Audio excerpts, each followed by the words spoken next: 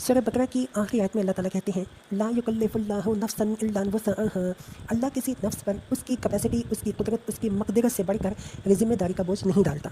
یعنی اللہ کے ہاں انسان کی ذمہ داری اس کی کیپیسٹی اور مقدرت اس کی قدرت کے لحاظ سے ہے۔ ایسا بالکل نہیں ہوگا کہ بندہ ایک کام کرنے کی قدرت یا کیپیسٹی نہ رکھتا ہو اور اللہ اس سے سوال کرے کہ تو نے فلاں کام کیوں نہ کیا۔ یہ ایک چیز سے بچنا ایکچولی اس انسان کی کیپیسٹی، اس کی قدرت سے باہر ہو اور اللہ اس پر سوال کرے، مواخذہ کرے کہ تو نے اس سے پرہیز کیوں نہ کیا۔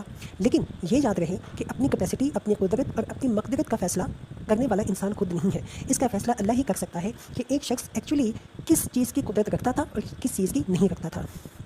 لہا ما کسبت وعلیہا ما اکتسبت، ہر انسان نے جو نیکی کمائی اس کا پھل اسی کے لیے ہے اور جو بدی سمیٹی اس کا وبال اسی پر ہے۔ یعنی ہر آدمی انعام اسی خدمت پر پائے گا جو خدمت اس نے خود انجام دی ہو۔ یہ پاسبل نہیں کہ ایک شخص کی خدمات پر دوسرا شخص انعام پائے اور اسی طرح ہر شخص اسی قصور میں پکڑا جائے گا جو قصور اس نے خود کیا ہو۔ یہ نہیں ہو سکتا کہ ایک کے قصور میں کوئی دوسرا شخص پکڑا جائے۔ ہاں یہ ضرور ممکن ہے کہ ایک آدمی نے کسی نیک کام کی بنیاد رکھی ہو اور دنیا میں ہزاروں سال تک اس نیک کام کے اثرات چلتے چلے جائیں اور یہ سب اثرات اس کے کارنامے میں لکھے جائیں گے، اور ایک دوسرے شخص نے کسی برائی کی بنیاد رکھی ہو اور صدیوں تک دنیا میں اس برائی کا اثر جاری رہے اور وہ اس پہلے ظالم کے جس نے وہ ظلم سٹارٹ کیا تھا اس کے حساب میں درج ہوتا رہے۔ لیکن یہ اچھا یا برا جو کچھ بھی پھل ہوگا اسی شروع کرنے والے کی کوشش اور اسی کی کمائی کا نتیجہ ہوگا۔